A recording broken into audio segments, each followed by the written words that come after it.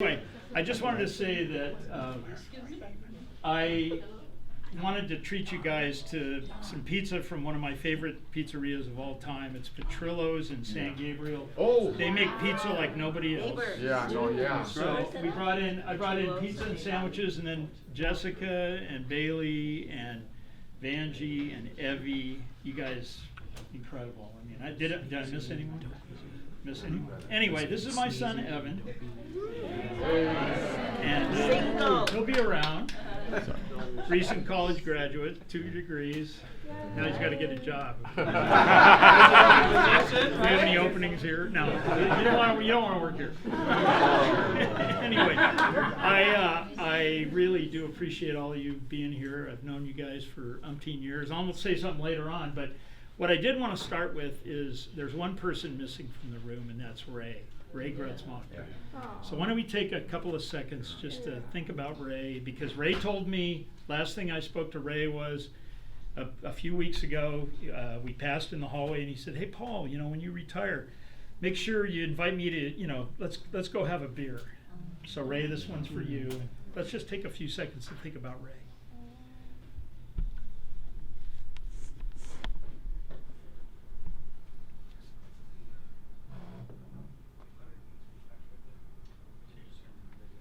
I just wanted to say that Frank did an outstanding job at Ray's memorial. Frank was unbelievable, funny and witty, and was really sweet. That was one of the nicest memorials I think I've ever been to.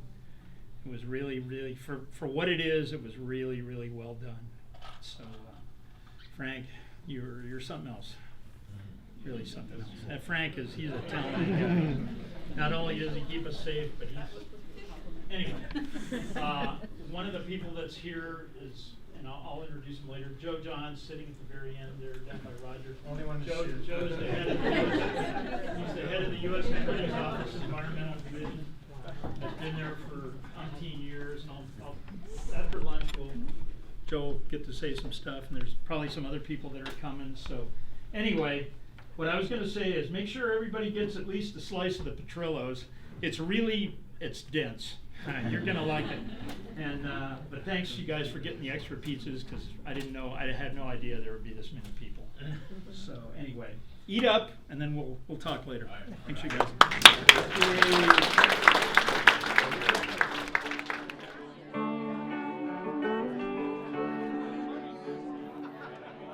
Feel it now every time I leave. It hits me hard and it cuts me deep. I'm 1,000 miles from happiness, 1,000 miles from you.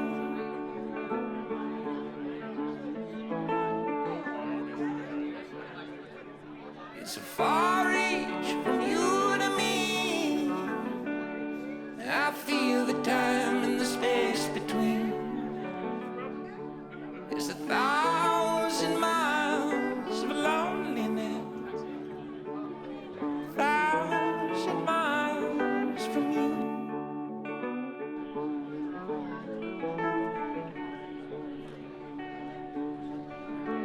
Every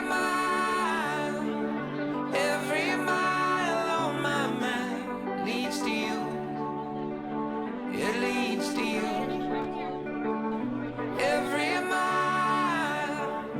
Every mile on my path leads to you. It leads to you.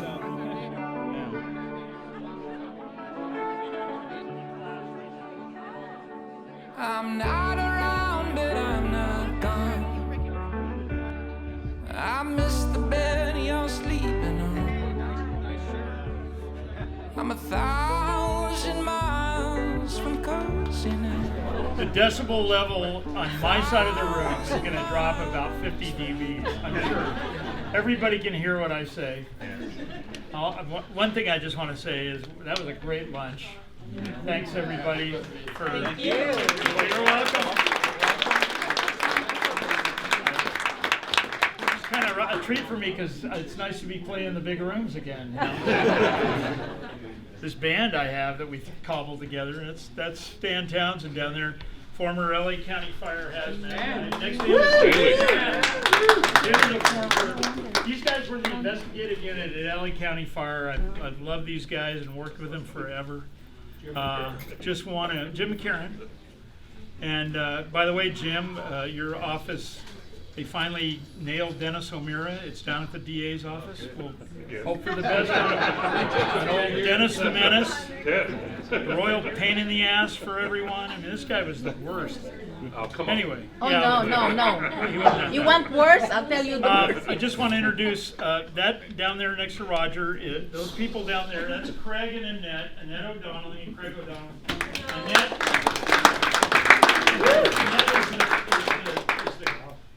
is the greatest investigator I've ever worked with. This time of Mississippi.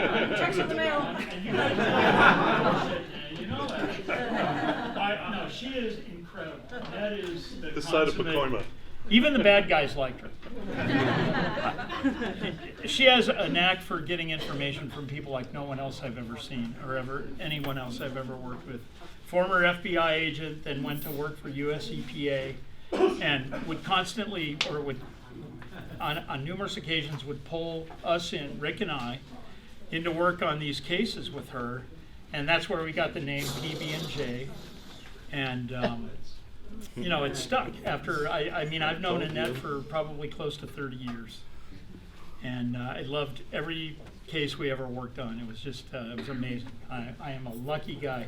Joe Johns, as you met, I don't know where's Joe? Trying to keep you on your toes. Moving around. Rick is here. Park it on the other side. Rick bought a plaid shirt just for this occasion. Actually, I had a honored. necktie on early I am this morning, but I honored did a that quick you would- change. So.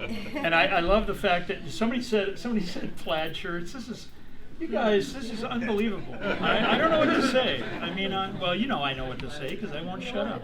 Anyway, I just want to say Joe Johns, the relationship I've had with Joe. Joe is a former San Bernardino County District Attorney. What's that? Our relationship. Don't tell anybody. Anyway, I've known Joe for probably 27, 28 years. And Joe is the head of the U.S. Attorney's Office, the Consumer and Environmental Crimes Division. And, you know, the best prosecutor, one of the best prosecutors. The two prosecutors, well, Bill, I don't know if Bill's coming or what, but he's not here. Anyway, Bill Carter was supposed to be here.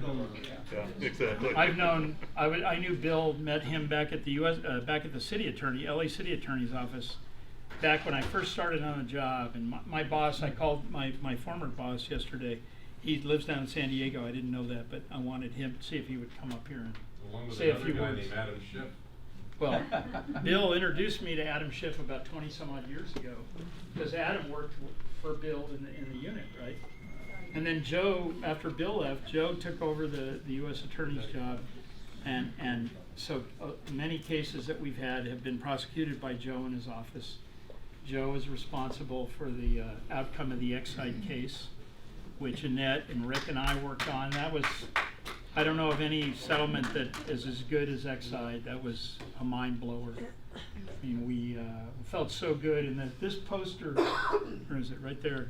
That's a picture of the party they threw for us at the Resurrection Church in Boyle Heights. And there's a woman, she's holding a sign. Her name is Dolores, right? Yeah. Dolores? Well, anyway, Dolores has a sign that says arrest DTSC and evict Exide. She was, I guess, in terms of demonstrations that the community had, trying to get our department to shut Exide down.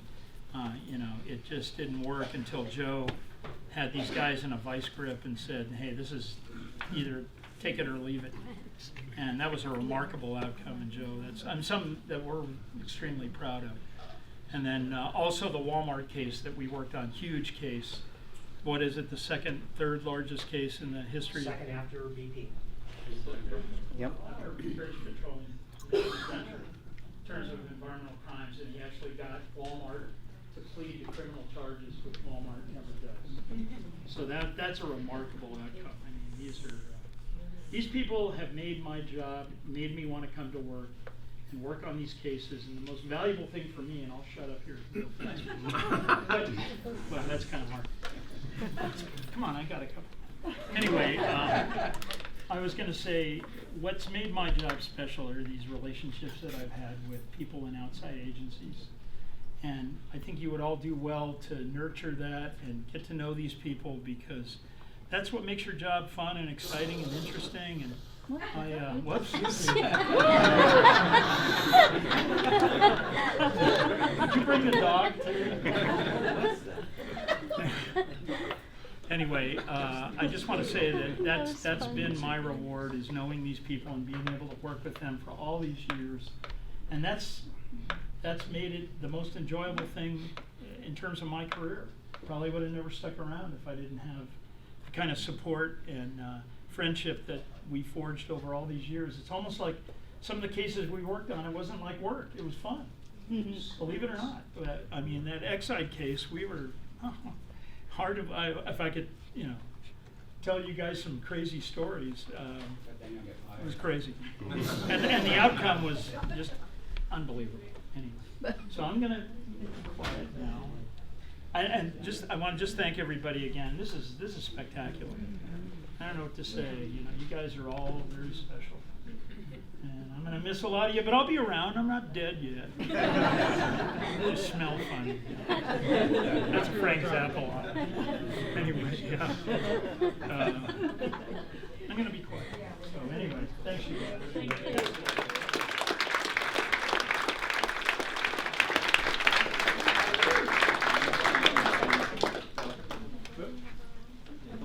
Myself.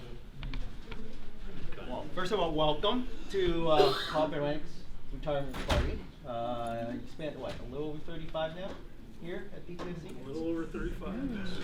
And I have the opportunity of hiring him to my division, which is Office of Criminal Investigation, for the last little over 3 years. So thank you for helping me. And there's been very few retirement parties I could ever remember that actually the retiree actually provided food. So thank you, Paul.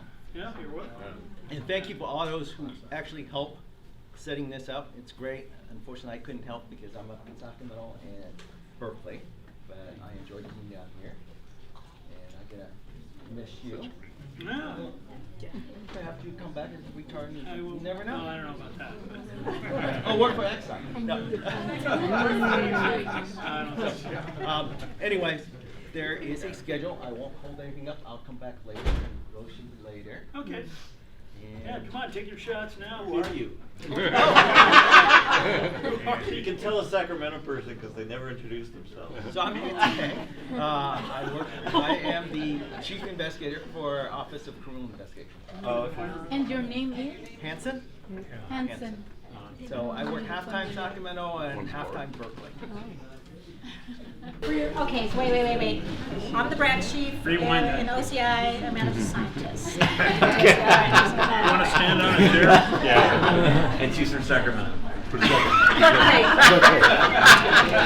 Okay, so again, thank you for your courage, for your laughter, for your great stories, for making sure we always ate at a hole-in-the-wall restaurant that always had delicious food. All right, I know your secret because your tentacle, so John Goldman, so that was great. Thank you. Thank you welcome. for that great food. Welcome. Thank you for helping to keep OCI's focus on the really bad actors. It's always like, and I know I did? Yes, you did. Yes, you did. It's like, okay, no, these are the bad guys. All right. Thank you for using your persuasive skills, sweet talking skills that would get us consent. That was really helpful. I always heard from the scientist, Paul Dudson. So, they You kind of butter them up and then you punch them in the stomach. yeah, that's good. You had a way, and they were always admired that about you. So, Thank you. thank you for your hard work that resulted in so many impactful and successful cases, as you just mentioned. And finally, just thank you for all the happy memories and the adventures And, All right. I will miss you, Okay. and I will miss the presence of PB&J at Aw. our inspections. PBJ. Oh, thanks, Ed. Tim, and the lights go out. Former Branch Chief Robert came out of the. Listening to Hanson, listening to Antonia, totally different person. Couldn't than be when the I know same Paul. guy. Definitely. Right? Paul, as you could tell, there's a lot of people that really like you and love you. Wow. But honestly, who came for the free pizza? Yeah. Come on, admit it. That's all. I knew it. Anyways, when Jessica texted me and told me that you're retiring, I immediately called a few of the people that work for you. Mhm. I spoke with, or actually, Danisha, remember her? The little 4'11". I remember her. Big mouth. That's what she told me. That's how she described herself.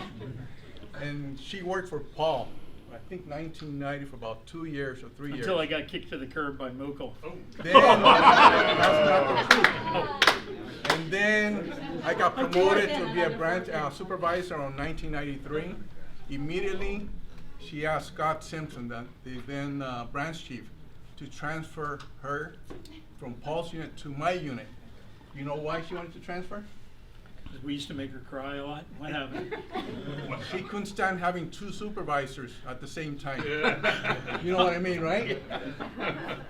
Rick and Paul were telling her what to do all the time, so she transferred to my We used to unit. whipsaw her.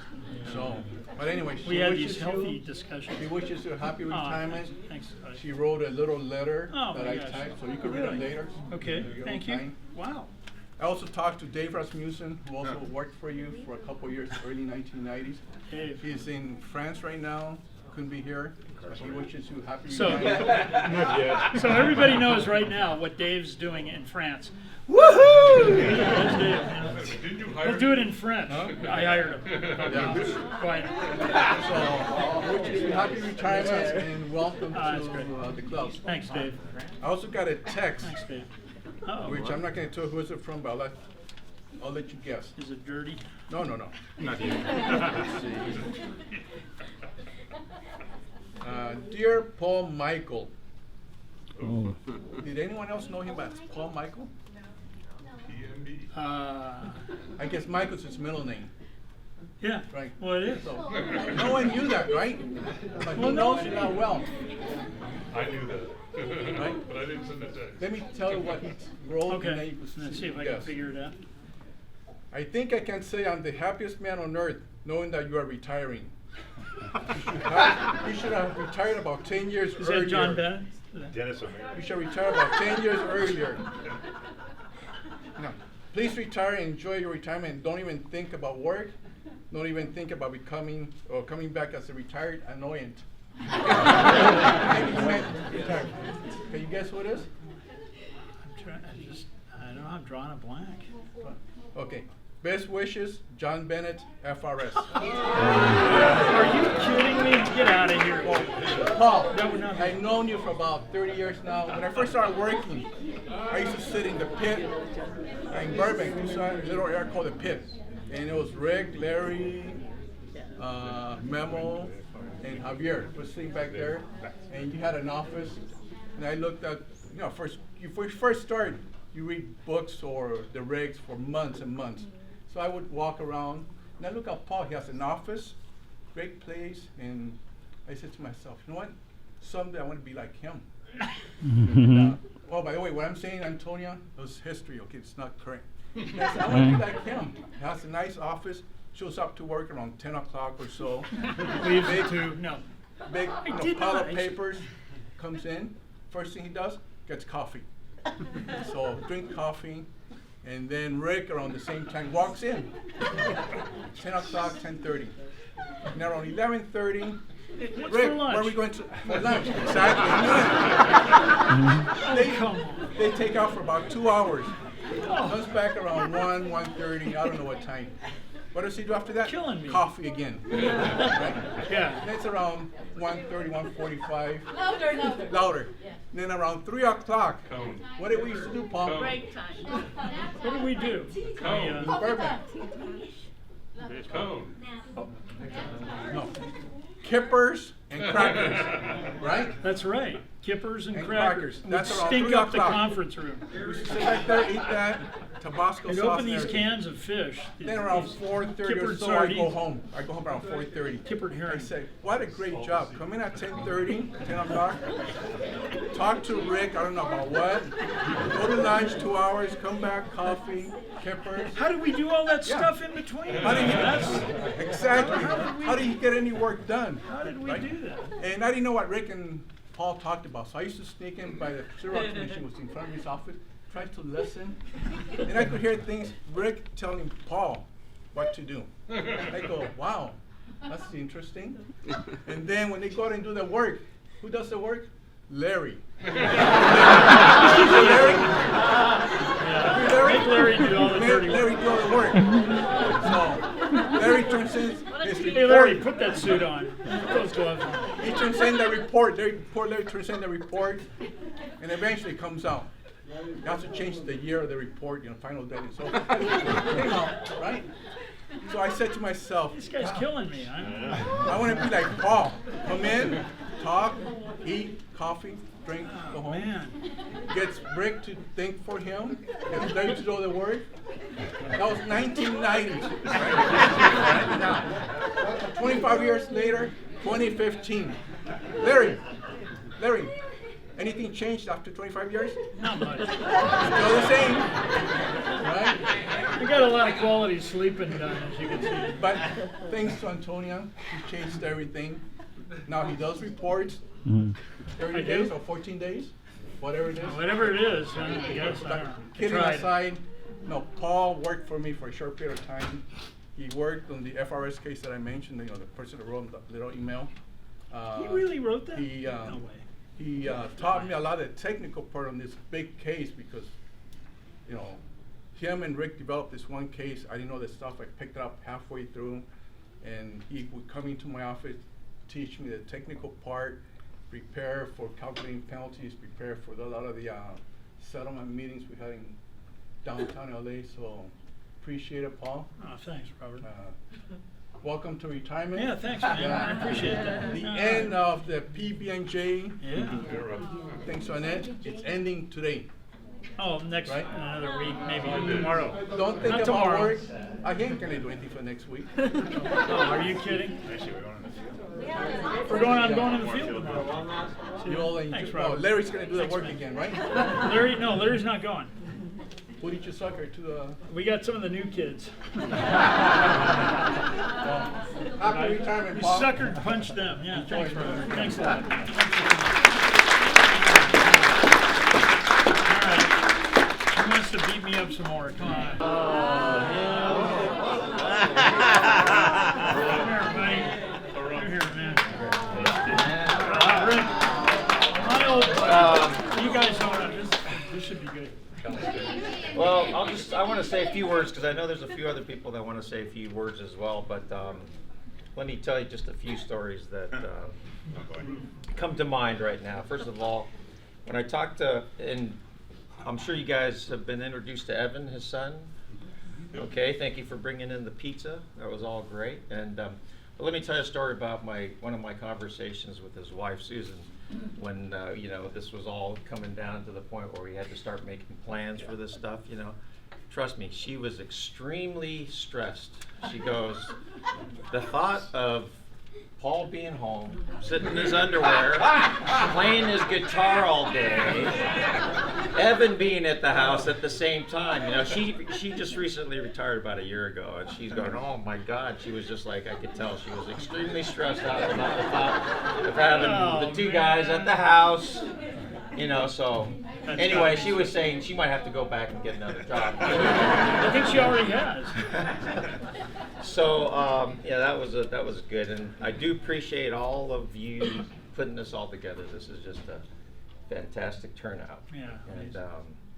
And then the other story that just came to mind. I was running late today. I apologize for that, but I was downtown, doing some interviews with the LA County DA and the Kern County DA and Dan Wright, who couldn't be here because I didn't give him enough advance notice. He says, "Yeah, Paul, he kind of looks like a a Harley Davidson guy. I never thought about that. But he does look like a mean dude, right? Until you get to know him. He's one of the most friendly, personable guys you'll ever meet. He's got the gift of gab, and he just, don't get him started because he'll never stop. Right? As you can see, the way he started this all.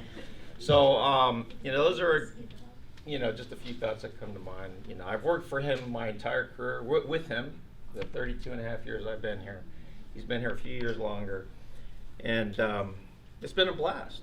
We've had a good thing. I just hope that the people who are starting out now can look back in 35 years and say this has been a fantastic voyage as well, because it has been. It's been a lot of fun. Thanks to Annette, Joe, for coming out, because without those guys, we wouldn't be where we are today, because working cases with task forces has been an essential part of his entire career. He started out working for Jim McNally, and we've all been reminiscing about these great stories over the past several weeks, and it's been fun. It's been a journey back in the history of DTSC, because he's been there from the start, and it's been good. So with that, I will just say congratulations, Paul. And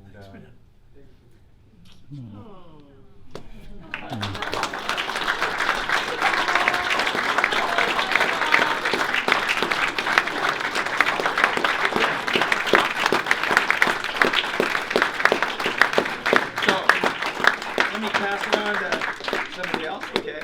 Yeah, I just want to say one quick thing. Just one quick thing. I spoke to an investigator who I love, another investigator like Annette. Worked out in San Bernardino County. I called him up. He lives in Running Springs up in the San Bernardino Mountains. His name is Kenny Ayers, and Hanson knows him. Anyway, Kenny is just, again, one of the greatest investigators you could ever work with. And so he couldn't make it down here from Running Springs today, but he told me, we talked for about 15 minutes, and he just reminisced about some of the great cases that we worked on in San Bernardino County. And the last thing Kenny says to me is, "Hey, Paul, get a haircut." That was Kenny. Exactly. That was Kenny all the way. Just like, wow, really great. Anyway. Yeah. Okay, who's next? Hey, get that jacket up.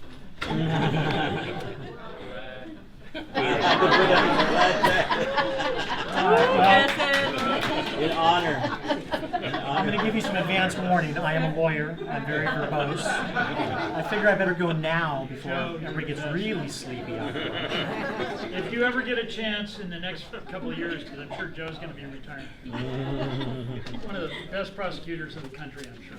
U.S. attorney. At least in my own head, for sure. So,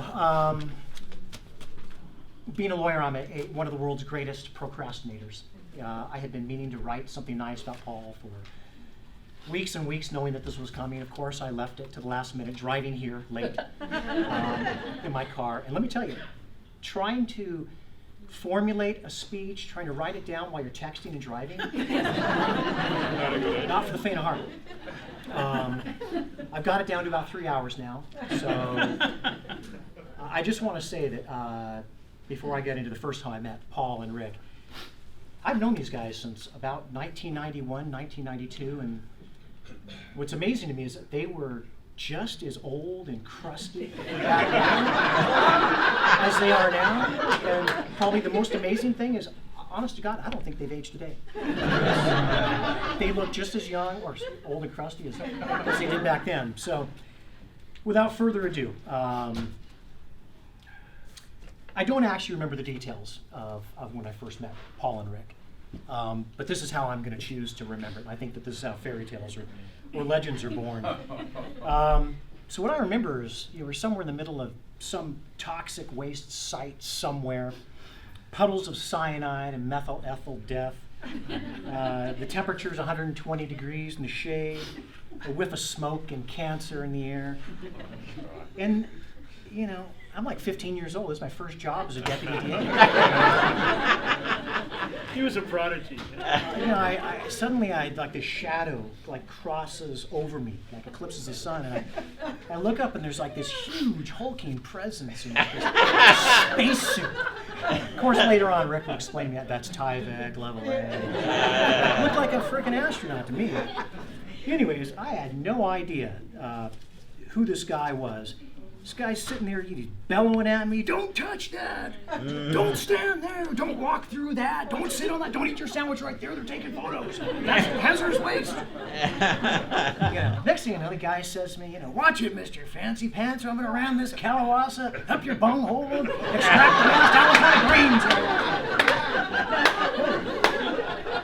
I'm thinking, who is this guy? But it gets worse. It gets worse. Next thing I hear is like zzz, and the hood comes back of what I now know as Tyvek.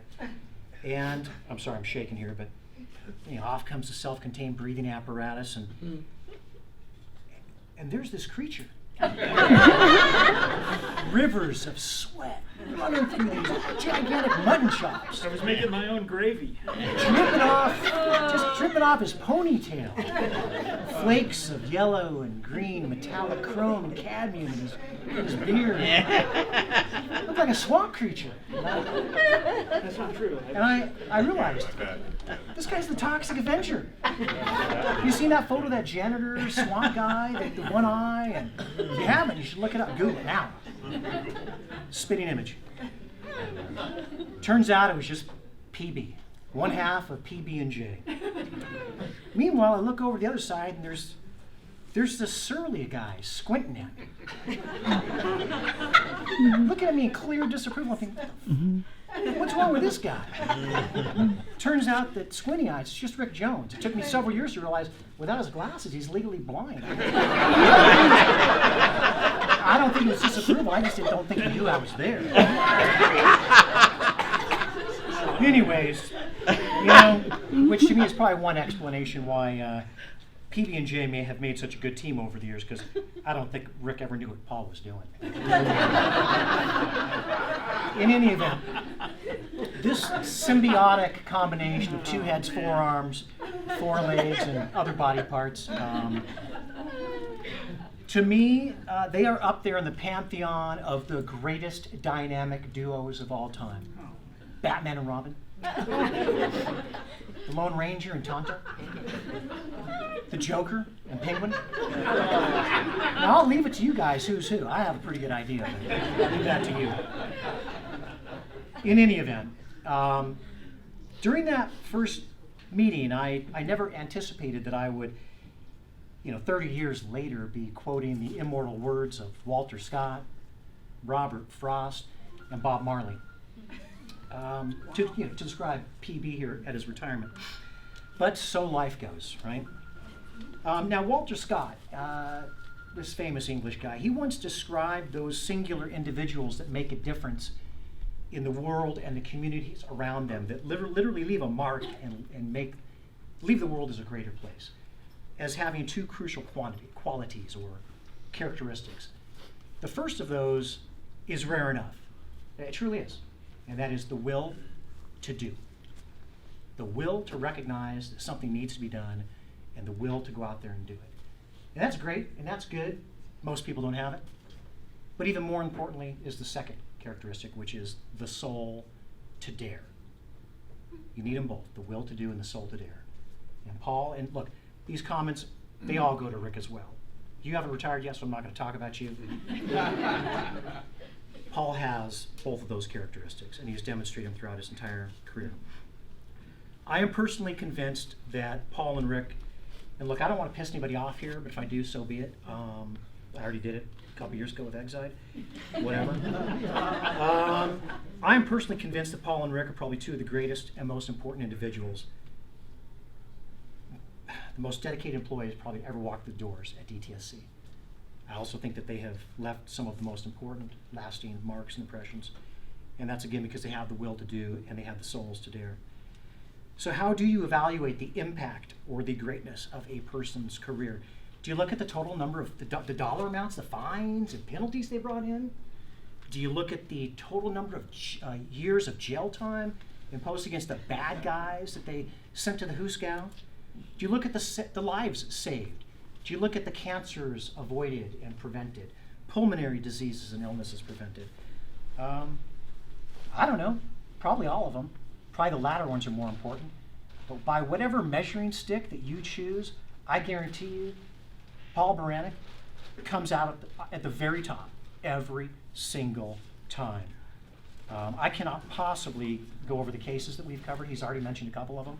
Walmart, we convicted Walmart. First crimes that company ever pled guilty to. Huge fine. I don't even know, 9 zeros or 9 digits, I think is what it was. Home Depot, 25 million. All the Arco case, Target case, all these cases that the statewide task force worked on, that's all built on the backs of Rick, Paul, Annette. Plain and simple. There's the Humphreys case. This guy put a Navy SEAL in jail. I still drive around with a gun in my car because I'm worried when this guy gets out of jail, he's going to come gunning for us. Wyman, remember the guy with the millions of bullets in his backyard, blew up the whole neighborhood? Fire engines had to use the remote control. Just down the street. Bullets were whizzing all around. Guy lived just down off of Corbin. One of the longest sentences we've ever obtained federally. Paul and Rick, they worked on multiple hazardous waste cases that involved fatalities, cases where people have been maimed, killed. Really heavyweight stuff. Exide is probably the case that we're the most proud of for our entire careers. We didn't convict anybody of anything. Nobody went to jail on that case. But I'll tell you what, one of the #1 sources of the most toxic pollutants in the LA County area got their asses kicked out of California. They walked away from $800 million of investment. That's that goes to this guy and Annette. Amazing.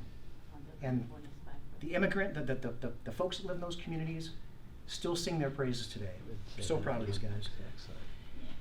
Now look, again, if this offends anybody, too bad, but this is my perspective.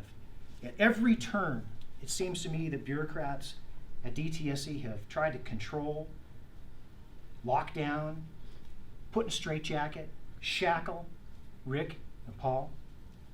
It would have been a whole hell of a lot easier just to knuckle under, to give up, surrender, and quietly put in another 10 to 15 years of his career. But he didn't. As far as I'm concerned, what I saw is he resisted every step of the way. Every fork in the road, he chose the path that was left traveled. And I'll tell you what, he had the courage to blaze his own trails, and that has made every difference to me and to the lives of tens of thousands of people around this Southern California region. Now I'm going to get a bit sappy here, because I heard Paul refer to some folks as the youngsters over here. They don't look too young to me. Well, it's long hair. Anyways, I'm really fond of reading the Lorax to groups like this. I'm not going to do that today. I haven't done that today. But like the Lorax protecting those psychedelic truffula trees, it's time to pass the torch to someone else. And unless there is someone out there in this crowd who cares a whole lot and who has the courage to pick it up and to carry that torch forth, this will be the end of an era for DTSC. An era where DTSC has been good and great and has been unbelievably impactful and has made a difference in the lives of the people of California. The source of Paul's greatness, this is where my thoughts got real rambling. I'm not going to really say a lot of it, but yeah, sure, he's smart, a brilliant guy, tremendous experience, the will to do, the soul to dare. But really, it was just a willingness to work hard with other people, to share information, to do what needed to be done, to have the problem addressed. And sometimes that meant going around, avoiding the rules, breaking the rules, avoiding direct orders, and finding a way to get the information to the right person at the right time to make all the difference in the world. And Rick and Paul, they had the courage, and they still do to this day, to flip and do what needs to get done. They had the courage to buck the program and to just get it done. I'll tell you, a phrase that I learned from Bill Carter and from Paul, and I use, and I tell every one of the people I supervise every single day when they're coming to me to ask for permission to do something, I tell them it is far better to ask for forgiveness than it is to seek permission. And those are rules. I know all your supervisors are going to tell you, forget what that Joe Johns guy said. That's crazy stuff. But it is far better to seek forgiveness than it is to ever seek permission. If there's a problem that has to be addressed, address it and get it done.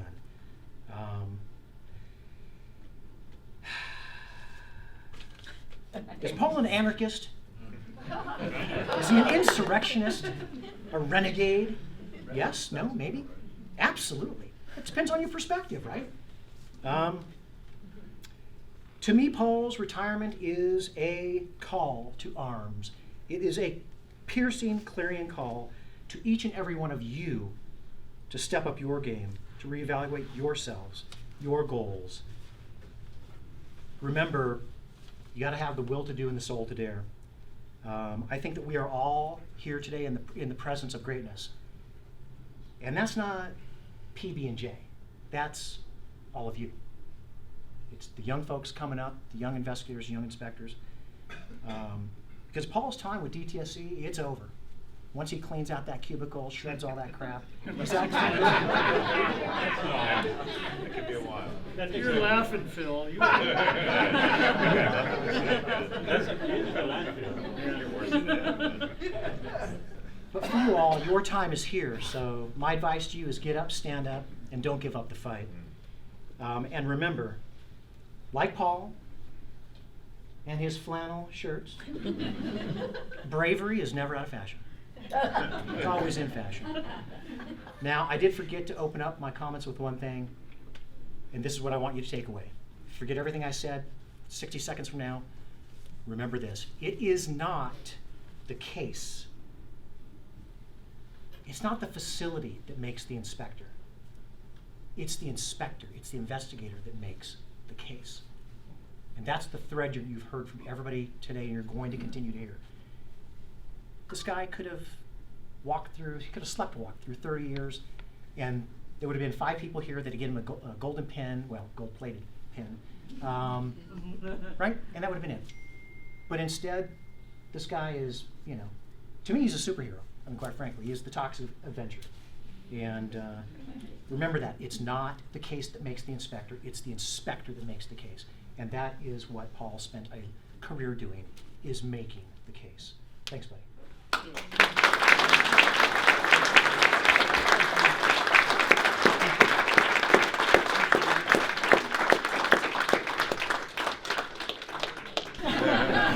That's a lawyer's He's like a lawyer. Okay, I'm just going to keep it brief because I Okay. don't want to talk on and on. But, and I don't have anything prepared either, Father Joe. So I'll just talk about how I first met Paul. And I know it was that case in Wilmington. You're going to tell me I'm wrong, but it was that case in Wilmington, I'll go with right? it. The one with the bung holes and the drums of hazardous waste. No, the Corona bottles. Remember that? Oh, yeah. Remember that, guys? You guys remember that case. The truck yard. I had just started working environmental crimes at FBI. Nobody else wanted to work it because it wasn't sexy enough. It was kind of like a sissy thing. Oh, tree hugger. I mean, how am I going to use my gun and handcuffs? Resting trees or whatever. Like nobody wanted to do it. So I went, oh, okay, I'm a loser. I'll volunteer for this. So I'm doing, I guess, I don't know, my second search warrant or something. And William Carter, who was the U.S. attorney before Joe showed up, called me up and he said, you might want to call this guy Paul Brannick to come and help you. Being politically correct, you need to call this guy from DTSC to save your ass out there and make sure no one gets killed. So I called Paul Brannick, and he showed up, and not only did he save my ass, but we had the greatest time out there, and we continued to have a great time for 25 frickin' years? On and on and on. Unbelievable. We've eaten our way through multiple counties, Every several taco shop, states, right? every offbeat restaurant you can name. Right, exactly. Rick planned our days according to the restaurants we would hit along the way. It's like, well, we'll do this interview here, and then we'll His hit this nickname little was lunch place Lunchbox right here. Joe. Yeah, right. And then if we stay around for past dinner, we'll go to this great place up in Bakersfield, and it's going to be great. So with all the calories, and all the miles I've traveled, no one has been better to work with than my pal, PB. Aw. No one.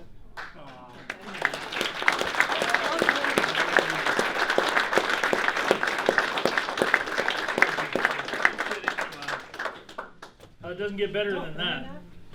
It's, yeah, I mean, these people made me want to come to work. That's what inspired me to want to do good stuff. You know, I will say a few words, and I didn't prepare anything either, but did work with Paul and Rick and the rest of the task force branch for 6 years or something, whatever Yeah. the hell it was. So I first met Paul when I transferred from working in Berkeley to Glendale. And, you know, I was like figuring out who's who and what's what, and I remember Paul being a particularly friendly and welcoming individual. Gave me some good pointers about, you know, how to deal with all the scene at Glendale. I didn't really anticipate that I would ever end up being a supervisor, but you know, I applied for that job thinking I'm probably not going to get it because I'm in, you know, the permitting group, and they're not going to hire a permitting guy to do this enforcement stuff. And I was wrong, and Kit Davis, bless his soul, gave me the job, and he's like, you know, you're going to have to supervise Paul Baranek and Rick Jones. And I didn't really know what that means, but one does not just, you know, simply supervise Paul Baranek and Rick Jones. That's an oxymoron. That's, you know, that's not quite exactly what happened. However, especially when you come from a different program and you haven't, you know, been working with them and you don't know the ropes in enforcement. But however, you know, I did, you know, supervise the whole unit, and but we had a great time, and we did great work. And I will say that both Paul and Rick, and to some extent Larry and Glenn and whoever else was in our unit, Allison, we all made a great team. But I will say, I think we learned the most from you and Rick. What happened to Rick? He's there. There he is. All right. And I actually can see. And you know, there's something very special about Paul's, you know, bedside manner. You didn't walk in and just conduct an inspection like, you know, some, you know, two-bit sheriff or something in town. No, you walked in and you were a genuine, concerned person, and you developed rapport. Correct? Am I right? Mm-hmm. I think this is your superpower. You took everybody as a human being at face value. You just asked them simple questions, and Rick too. And this is actually the key that I learned to conducting an inspection or an investigation. Ask simple questions. Don't make a big political deal about it. And before you know it, everybody will tell you all the violations that they committed. Well, and you just make a few notes. I was going to say, the person who's a true master at that is Annette. And absolutely. She Annette, is wherever she went. Just there she is right Remember when you asked me to show me my She- FBI secrets for interviewing, and I told you I didn't have any? I remember that. The three of you, brilliant interviewers. If you ever want to, you know, offer a class on how to do that, there. We have done that. you guys should all take that class. It is. We have done. It is a great technique. You don't need to get all officious and, you know, have guns and badges and stuff. Just ask simple questions, be personable, treat people with respect, and that, I think, is one of the keys to your success. And another thing I will say is that you were all three particularly good at finding the crux of the matter, because this stuff is all really complicated. I mean, you walk into these places, the enforcement guys, you all know, it's very often very hard to find out exactly what the hell is the problem here. Yeah, you have a mess. There's something that's not right, or somebody got injured, or there's a complaint, or whatever. But figuring out what is the crux of that matter that you can actually make stick and take to the bank and make real change happen, you all three are really brilliant at that. Oh, thanks. Thanks. Anyway, we're going to miss you a lot, Paul. Yeah, thanks, It has been man. a pleasure Thank you. working with Thank you all this All right, time. man. So thank you so much. Sweet, congratulations.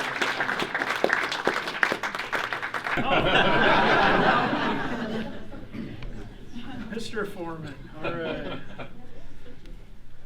I kid Paul a lot because, I can take yeah, you could take it. Paul hired me, actually, as a permanent employee. So it's your fault. Thanks, Paul. Well, you know, mistakes were made. And that's why I kid. To follow up with something that Phil was saying, it's like the superpower that Paul has about interviewing and talking to people and getting them comfortable. While Paul's doing that, and Larry knows this, we can do our work. He's distracting by getting the information from the responsible party, and we're off doing our thing, getting our samples uninterrupted. It was brilliant. The other thing that I wanted to say about Paul, besides the fact that he knows where every eatery is in the state of California, the dives. He taught me something, and if you've seen his office, you know that it's cluttered. It's kind of got some stuff in it. Yeah. So way back when we were in Glendale, Rick and I shared an office, and after lunch we would have our little quiet time, and then we would reconvene. Actually, so when I started working with Paul, yeah, it was nap. That's Put the little rug on the floor. Yeah, we'd shut the light out. We had a door. We'd shut the door. Like kindergarten. Paul, at that time, he was sitting outside of our office, just to the left, and in his office, he had a stack on his desk, a stack of paper. I've told you this before. And I remember going in there once and needed to talk to him about something, and he's on the phone, which he was always on the phone. Fair amount of time. And while he's talking, he's like, his fingers are going through this stack, up and down, up and down, up and down. And I'm just sitting there watching, and he stops, and he pulls out one sheet of paper from the middle, and it's what he was looking for. It was what he was referring to. And I was just blown away by that. Until, like, jump ahead, 20 years later, I'm on the phone with somebody, and I'm talking to them, and I have my stack of papers now, because I learned from the best. I'm going like this, and I stop, and I pull out the one piece of paper I'm looking for, and I just thought of you immediately. That was brilliant. So I think it left in the room now, like Nancy, Larry, you worked for Paul, right, Larry, briefly? All right, so like 3 of us now. Right? That's all that's left. And that was before OCI. Before Oh yeah, that was bad. That was the old that was the days. Wild West. Yeah, that was the Wild West. So That was back in Glendale. yeah. Yep. But I don't know what you saw in me at the time, but I thank you. Oh, thanks, buddy.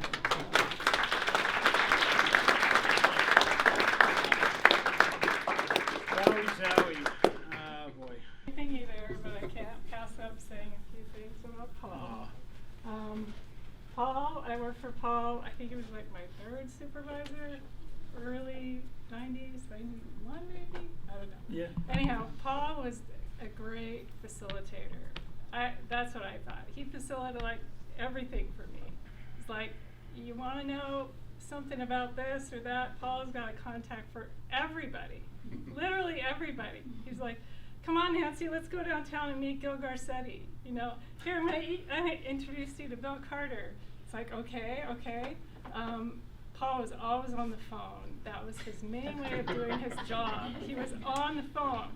He was on the phone that if the AG or anyone wanted him to finalize a case or finalize any type of order or agreement, our supervisor had to take his phone away. That's right. He did. And there was a ceremonial unplugging of the phone and walking down the hallway with the phone while everybody's clapping. And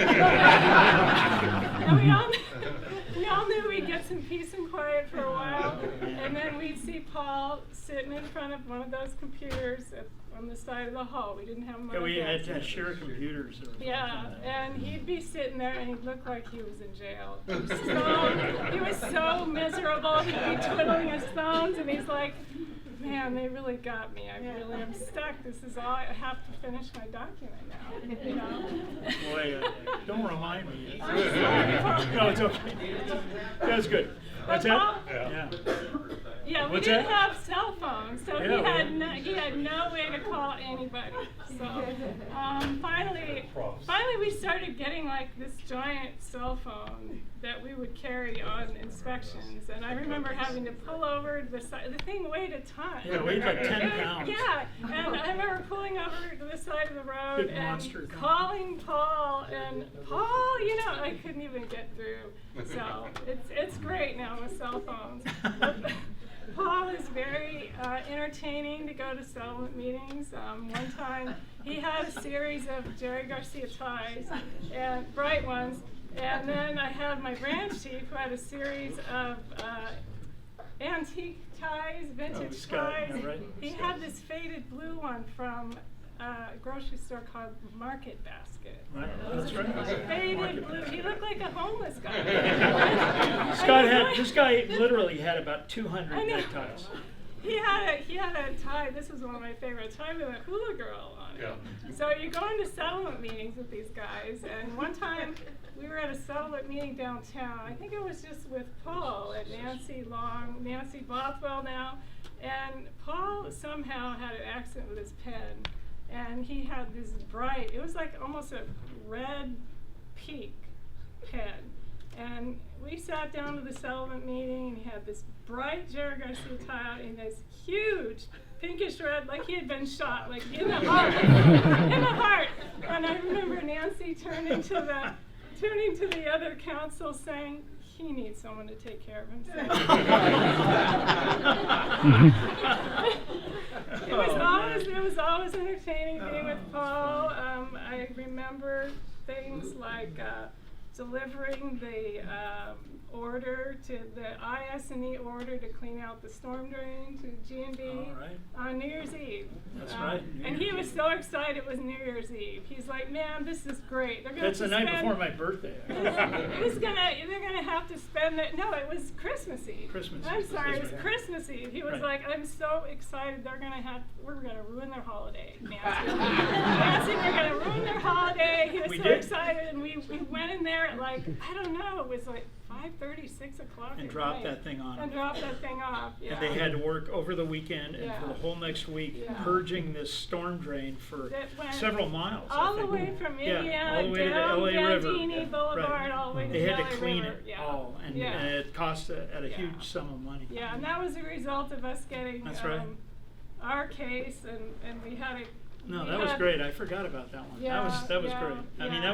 that was another We had a Exide big Clean Water Act problem. case, but we had to drop it down to a civil case, and we had Public Works sample all the way down the storm drain, and. But that's because they were spewing lead right out onto the storm drain. Yeah, they had And- 9% lead right out on the city sidewalk. The facility wasn't even bermed yet, had no gutters yet. It was really bad. It was much worse than it was It later. wasn't even Exide yet. Yeah, it wasn't even Exide yet. Yeah, it was this GNB. was prior to Exide. I remember a lot of things, Paul. It was very, I know I had to run out and do sampling for you and Rick one time, and next thing I know, I'm like 8.5 months pregnant, and the LA riots are going on. The governor is asking people to stay home. And then Rick tells me, Nancy, there's a subpoena for you to testify in court. I'm like, are you kidding? I'm like, I'm not going downtown 8.5 months pregnant during the riots, okay? Thank God, the defendant pleaded guilty, so I didn't have to go. But We had some these wild guys were times. wild. You got. Yeah. These guys It was were crazy. wild.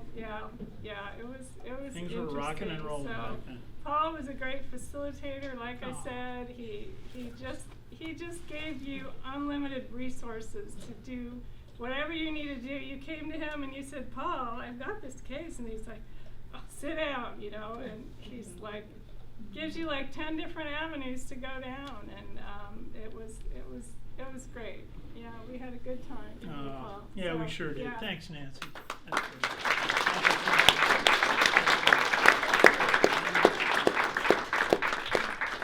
great. You actually do. We just spent the last 4 days with him changing on the PCA codes. So. 4 days, you're gonna lose your cell phone. I guess so. At least.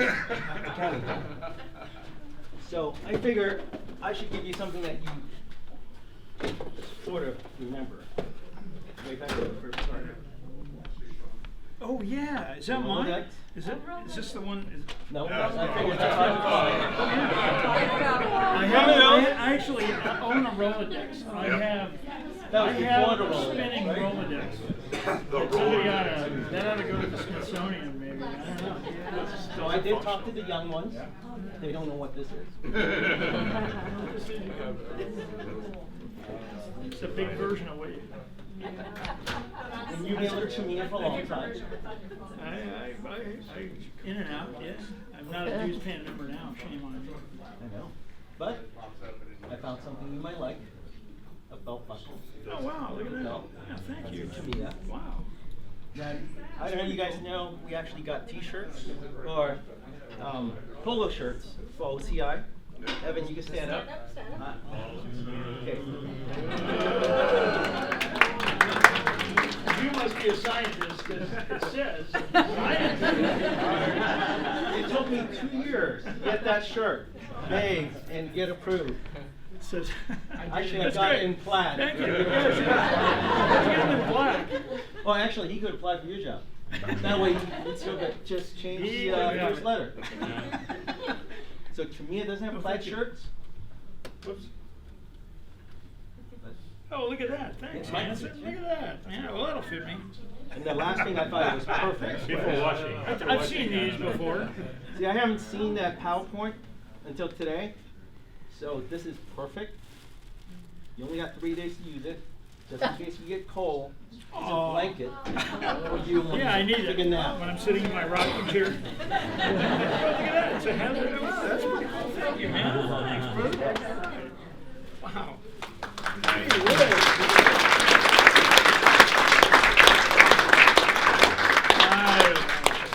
I'd like to say something. Uh-oh. Everybody knows. Do you have prepared remarks? We don't even No, know I what her haven't real name prepared is. any yet. Chi-Chi. Yeah.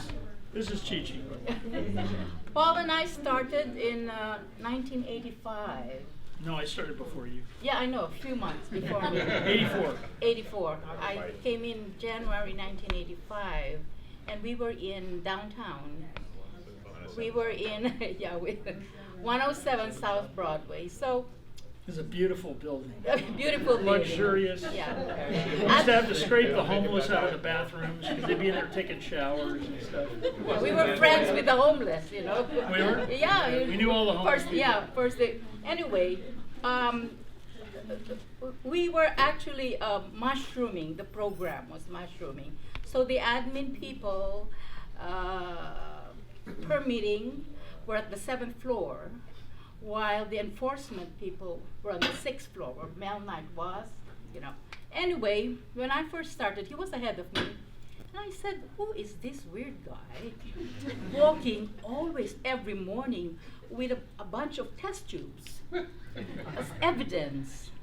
What's his name, Angie? Oh, that's Paul Barrett. We were like 20, 30 pounds lighter at that time. So, yeah. I don't know about that. If you remember that stuff, Harriet Tregoning. I does that- remember Harriet. Yeah, the smart-looking, short, She's about that tall. fast-talking. Yeah, about that tall. And he would always say, and Paul always used to, because we were thin at that time, his pants would always fall out. He goes, Bernie. They never fall down now. Yeah, yeah, Not at all. yeah.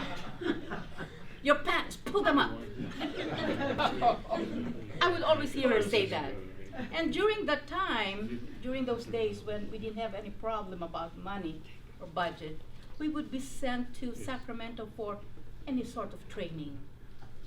This How to training- sharpen pencils. Yeah. Proper use of the. Yeah. Put Training. it in and crank. Yeah. Pull it out.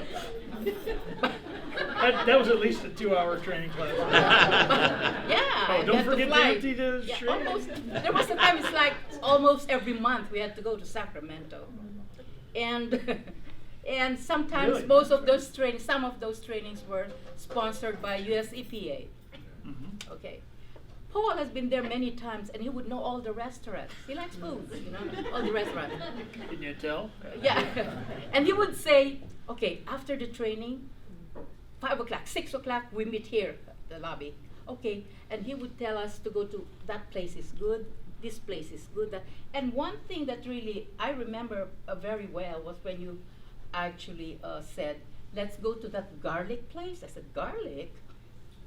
Yeah, they bake garlic, big garlic, and they bake it, and then they smash it and what? Oh, you've been there? Yeah, I know. The Little City. Yeah. It's called the Little City, Yeah, San Francisco. he took us there. Fantastic. And after baking that garlic, we would spread them in very nice thin Bread. Italian bread. And from then on, we went there to that place among other places that he recommended. And then at night, after the dinner, we would go back to the hotel, but some would like to, I don't know if I have to say that, but I won't mention any names. We would gamble. I didn't know how to gamble, but Carmelita Lampino, remember that? Yeah. We would go to one of the not the suite, but the bigger rooms, and they would gamble till wee hours of the morning, and the following, because it's usually a 3-day training, right? The next morning. Oh, I know when that was Kirkwood. No, it was in San Francisco. Oh. And in the morning, the second day of the training, everybody would run to the wall. Throw up. No, not throw up. They would be snoozing. They would be sleeping. Those were the fun days. And I remember, what's her name? Susan Romero, permit rider, that went to, yeah. When we go to Sacramento, she buys those crabs at the Embarcadero. Is that where you buy the crabs? It's yeah, and take them to the plane alive and under the seat. And one time when we were flying back to Los Angeles, I saw the crabs crawling in the aisle. Yeah. It's a good thing I had to run and get those crabs back because the stewardess was, yeah, that was fun. Never wanted to admit who had the crabs. Yeah, and one thing I remember about Paul is we did a surprise inspection of the Meno Cardoon. I was very new. I was their baby at that time. And I had to wake up at 4 o'clock in the morning because we had to go to the facility, and very dark. Next thing you know, I saw a limousine just fly to the Meno Cardoon, and that was the lawyer. It was a lady lawyer. I don't know if you remember that. And next thing I know, helicopters boop, boop, boop, boop, boop, boop, boop, from ABS-CBN. And Paul, at the time, we didn't have any information officer or public participation. Staff at the time. We just made it up. Yeah. No, you were there talking to her, interviewing. Yeah. Well, that was a truck stop we were doing. Yeah, that was a truck stop that we were doing, and I still don't have the pictures. While I was there, getting the evidence, this little what do you call this, container, and getting evidence. I still have the picture in my cubicle. Still have the sample in your cubicle. Yeah. Those were, these are little tidbits that I just remember. And then also one time when we were, talking about personal things, he said, we were talking about food. We always talk about food. And then he said one time, I went to this Japanese restaurant and I had a date. Where's your son? He was still single then. I had a date, and I was trying to impress her, and we went to this Japanese. Yeah. This might have been possibly one of the stupidest things I've ever done. Yeah. So we went to this Japanese restaurant, and I saw this green thing, and I thought, okay. That was avocado. Avocado. Yeah. It says, okay. It was really this is dimly lit, Yeah. And he said it's green. And I said, oh, maybe this is like what the Mexicans call guacamole. And he took with the date, okay? He took a big spoonful and put it in his mouth and go. I thought my head was going to explode. I mean, it's serious. I had no idea what this was because she had said, like, have you ever had Japanese food, like sushi? And I go, oh, yeah, sure, all the time. Yeah, he was trying to impress this guy. Oh, yeah, Japanese food, I'm familiar with that. I had no clue. This thing in his mouth, and You I could was see gasping. them blowing. I was gasping Yeah, for good air. air. And then the last thing that I remember, I think you were still single at the time, and you were trying to impress your supposed to be in-laws. And with Oh, this is funny. Yeah. You remember that? Oh yeah, of course. That's right. I'm With going- Susan. Right, her parents. And they were And I'm- less like cowboy Right, type. She's just the They opposite. had a table with a like in a hallway. It was dimly lit. I'm walking into the living room to meet her father. Oh, You go to the living room. No, this is going to the bathroom. Okay. So he said. So anyway, the in-laws' house were just the opposite of him. They have lace guest towels and little fancy soap that you don't use. You just Don't touch it, just look at it. Decorative. Don't touch that soap. Yeah, yeah. And then I said, "What did you do?" So it was greenish. I thought he thought that they were mints.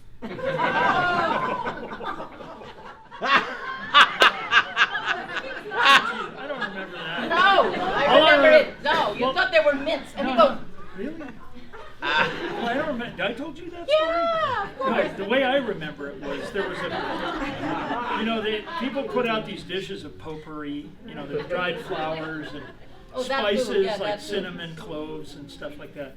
And I'm walking in to meet Susan's father. And so I'm on my way into the living room where he's sitting in this chair waiting for me to go through the little hallway. And I see this dish of this potpourri, and I didn't know what it was, but it looked good. And I thought, this is something it's obviously they put it out like a candy dish. So I grab like a handful of it, and I put it in my mouth. And I'm walking in to meet her dad, and I'm going, but I'm spraying this stuff all over. I'm like, holy crap, what is this? And I was like, I have no clue. I mean, Now you know. You can tell that to your mom. I'm spitting out pieces of potpourri for like a half an hour. Seriously, that's another. Probably needs to be something to eat, right?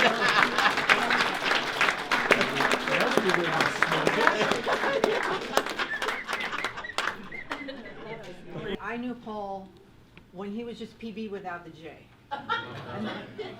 And that was what, 35 years ago or more. I know, that was kind of crazy at 107 South Broadway. And one of the things we'll never forget is Paul had that band. And we would have, when we had a holiday party, we would rent out a hall. And Paul's band would be playing, and it was just great. We had Paul there, and then we had another coworker that had their 25th wedding anniversary, and you played the band at her house. So it was great. We tried to. Liz laughed. And Liz, yeah. So we had great That times. was fun. Yeah, we had great times back then. And one of the things that I'm actually going to miss the most about Paul is his laugh. I mean, he has the hearty laugh, and you just can't help laugh when Paul laughs. So that'll be like one of the things that I'm going to miss the most about Paul. Thanks, Maria. So I love you. Congratulations.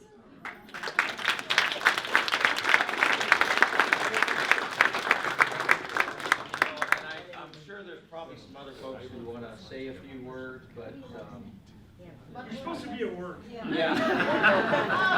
That might be, but first of all, I want to once again thank Evie, Jessica, Bailey, And Banji. and Banji, and Jesse for helping to set up this party, because this was Absolutely. fantastic. You I guys don't think did. I've ever seen such a big crowd in this room. Remarkable. And I knew Paul was going to say it's good to be playing in big rooms again. I knew that line was going to be said today.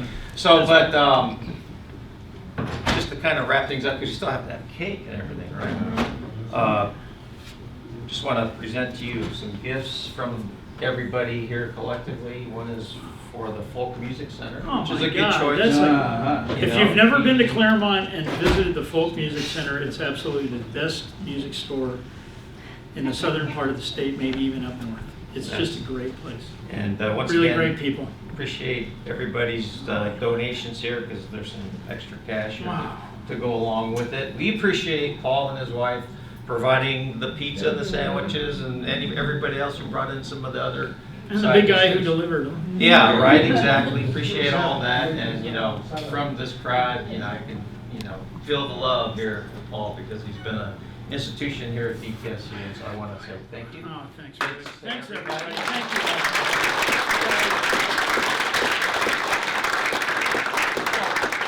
I don't know if there's anybody else that wants to say anything. We do have cake, and if you want to say a few closing I'd just like to comments. say thanks, Colette. Colette, everybody Collette's knows great Colette seeing Stamps. Colette.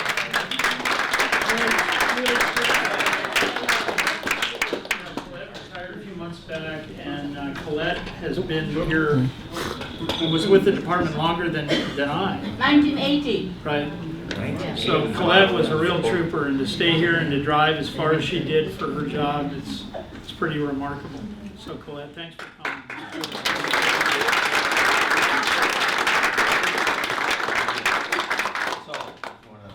Thanks. Well, yeah, I was just going to say thanks, everybody. I mean, you guys are all very special, and I'm going to miss a lot of this. I'll come back and have lunch and hang out. And, you guys will kick me out or whatever, get the food. But no, I'm around. I'll be around, and there's certain people I'll get together with, and I can't just walk away from all this in some ways. It's been such a huge part of my life. More than half of my life has been spent doing this crazy work and reading and interpreting these regulations. And Rick and I can't tell you the hundreds and thousands of hours that we spent chewing on this stuff and talking about it, and then talking to people like Joe Johns and Bill Carter and Annette, and being able to work with these people really, truly is the most special thing I could, I'm a lucky guy in so many ways because I chose to get involved in that kind of work. There was it was a lot of the stuff that no one else wanted to do. And sure, a lot of the stuff, because they used to just pile it on me, I was like the garbage disposal.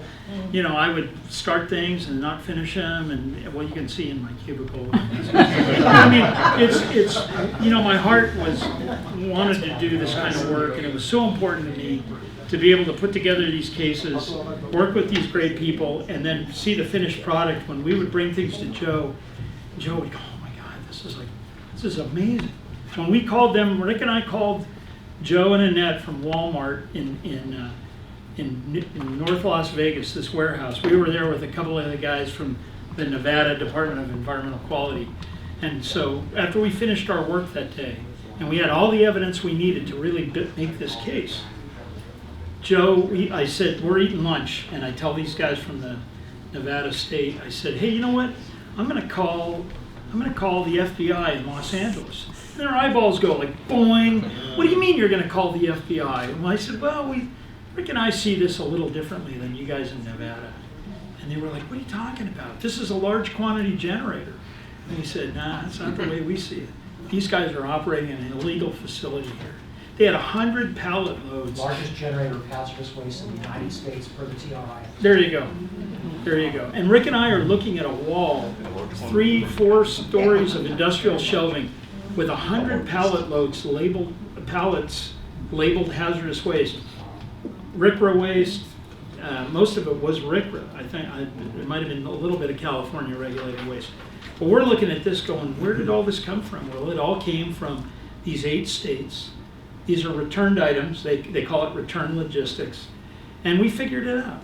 And when we had even let them know, we let Annette know before we went to Las Vegas, hey, if we find what we think we're going to find, you want in on it? And she's like, are you kidding? She gets Joe on the phone. It's Joe on the phone. And it's like, Joe says, I'll get the Yes! I'll get the subpoenas ready. And so, I'm telling you. Yeah, and so, Paul and I had the unfortunate assignment of having to go to Las Vegas not once, not twice, but actually 3 times within a 30-day period. We'd gotten all the evidence we needed, got the samples, we gave them a subpoena, came back. We did a little shopping at a Walmart locally where we documented all the hazmat, all the hazardous materials that they sell as over products. 3,000 items that are considered hazardous materials. And so, believe it or not. within a very short period of time, we were done, gave it to Joe. Took a few years to settle, but, at the end of the day, it was all like a fine wine. good stuff. Yeah, It was it was really an amazing thing. When Joe called us the night before, he had settled in San Francisco at the U.S. Attorney's Office in San Francisco. Pled guilty 2 states, 3 different districts. Joe calls us the night before and he goes, I can't believe what I'm about to do tomorrow. You know? You get these guys to plead guilty.